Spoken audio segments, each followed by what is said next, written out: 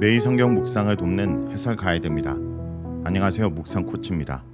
함께 읽고 나눌 말씀은 예레미야 14장 13절에서 22절까지 말씀입니다. 중보하지 말도록 명령받았지만 예레미야는 체념하지 않습니다. 그 백성이 거짓 예언들에 의해 오도되어 죄를 범했다고 변호해보지만 여호와는 예레미야의 중재를 단호하게 거절하십니다. 구원을 예언한 자나 예언을 받은 자나 모두 칼과 기근에 넘어집니다. 13절에서 16절을 보겠습니다. 13절에서 16절은 거짓 예언에 대한 심판입니다. 여호와께서 당신의 엄중한 심판 의지를 알려주시고 백성을 위하여 중보하지 말라고 명령하셨지만 예레미야는 체념하지 않습니다. 그는 백성의 무죄를 주장하거나 일방적인 용서를 간청하지 않고 이들이 그처럼 잘못된 길을 가게 된 배경에 초점을 맞춰 용서를 호소합니다. 백성이 여호와께 죄를 범했음은 변명의 여지가 없습니다. 그러나 예언자는 유다 백성이 확실한 평강을 선포한 거짓 예언자들에 의해 오도돼 발을 멈추지 못했던 점을 고려해 주실 것을 간구합니다. 적극적으로 여호와의 구원 의지를 선포하면서 백성을 선동한 거짓 예언자들과 이들의 동조한 일반 백성을 제 경중에 따라 구분해 주실 것을 호소합니다. 그러나 선포된 멸망의 심판을 되돌려 보려는 예레미야의 시도는 여호와의 단호한 심판 의지에 의해 거절됩니다.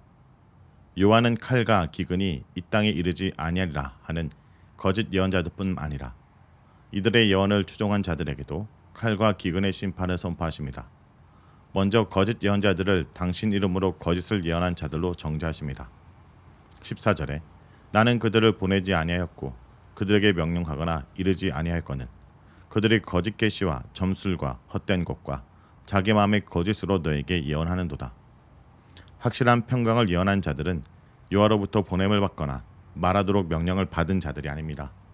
보냄을 받지 않았기에 이들에게는 여호와의 말씀이 있을 수 없고 여호와 말씀이 주어지지 않았기 때문에 이들의 예언은 자신들이 만들어낸 거짓 계시나 우상처럼 실체가 없는 헛것에 불과합니다. 거짓 예언자들의 거짓 예언은 이들만의 문제가 아니었습니다.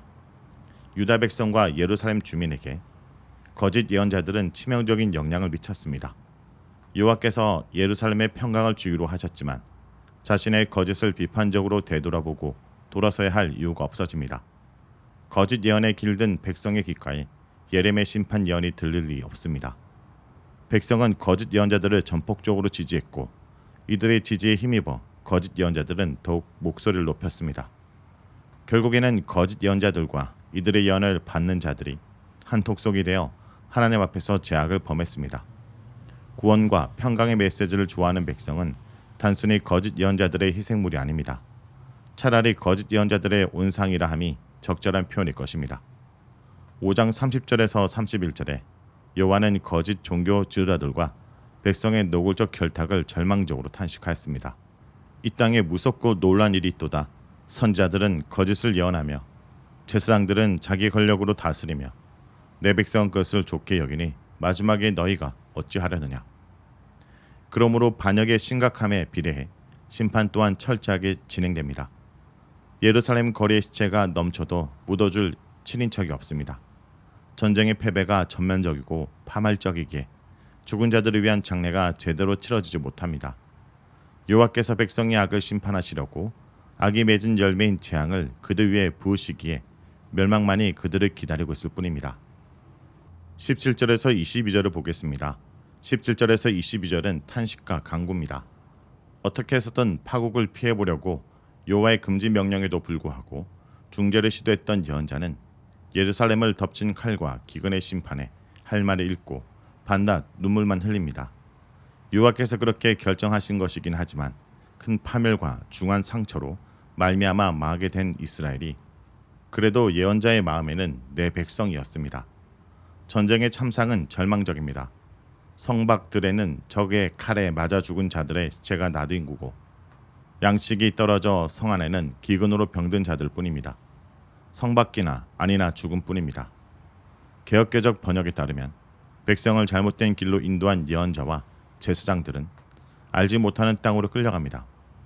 구원을 선포한 자들이나 이들의 선포를 따랐던 자들이 모두 멸망을 당합니다.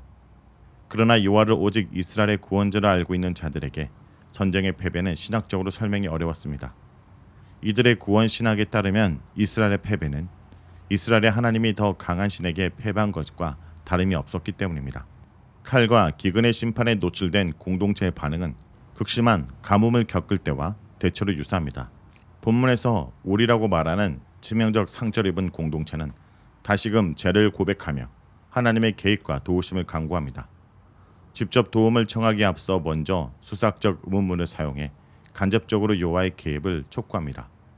주께서 유다를 완전히 버리셨습니까? 우리는 언약 백성인데 유다를 완전히 버리실 수 없지 않습니까? 다시는 안 보이실 정도로 시온을 그렇게도 싫어하십니까? 주의 영광의 보좌인데 시온의 중한 상처에 눈을 완전히 감으실 수는 없지 않으십니까? 어찌하여 죽도록 치신 분께서 치료해 주지 않으십니까? 주의 이름으로 불리는 백성인데 주께 내버려 두실 수는 없지 않으십니까?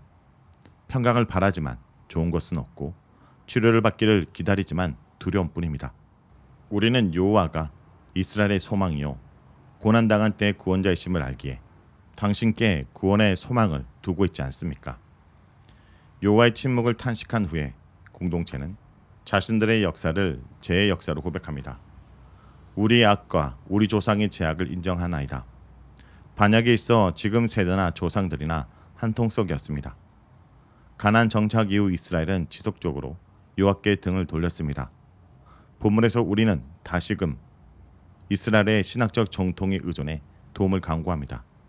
주의 이름을 위하여 우리를 미워하지 마옵소서는 7절에 주는 주의 이름을 위하여 일하소서의 반복입니다. 간구할 자격이 없음을 알기에 구원의 동기를 주의 이름을 위하여에서 찾습니다.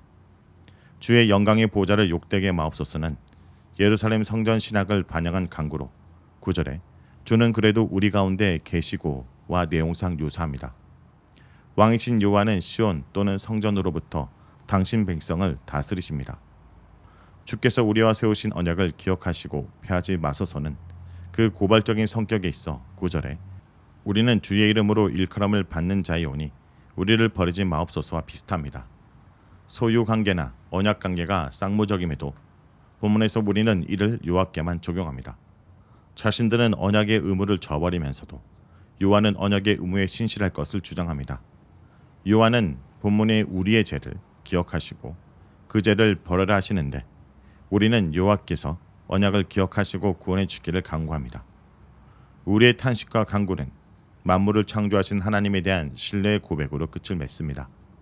헛것에 불과한 민족들의 우상이나 하나님의 피조물인 하늘은 능히 비를 내릴 수 없습니다. 오직 우리 하나님 여호와만이 땅에 비를 내려 가실의 열매를 맺게 하십니다.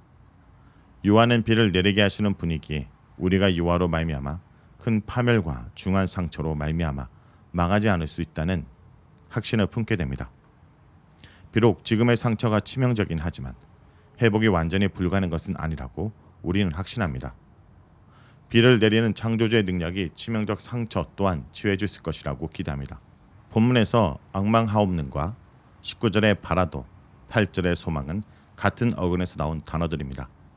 우리 공동체는 이스라엘 소망이신 창조주 여호와께 치유해 주시기를 바라며 그분의 개입을 바랍니다. 이 모든 것은 1차적으로는 비와 소나기를 가리키지만 문맥에서는 칼과 기근의 재앙까지 포함할 수 있습니다. 자, 여기까지가 예레미야 14장 13절에서 22절까지 말씀입니다. 오늘 말씀을 통해 우리는 무엇을 묵상하고 적용해야 할까요? 우리는 하나님의 자비를 요청해야 합니다. 선지자는 동족의 문제를 자기의 문제로 여기면서 하나님의 자비를 요청합니다. 이 시대의 죄악뿐 아니라 조상들의 죄악까지 열거하며 심판의 정당성을 인정하면서도 주의 이름과 주의 영광을 위하 주의 언약을 위하여 즉 하나님의 명예를 위해 진노를 거둬달라고 간청합니다. 심판을 내리시는 분만 심판을 중단시킬 수 있음을 알았기 때문입니다. 성도 여러분, 내가 알고 있는 사람이나 단체의 문제가 아무리 심각하더라도 우리의 문제로 여기면서 끝까지 하나님의 은혜를 간구하는 이 땅의 선지자로 살아가길 간절히 기도드립니다.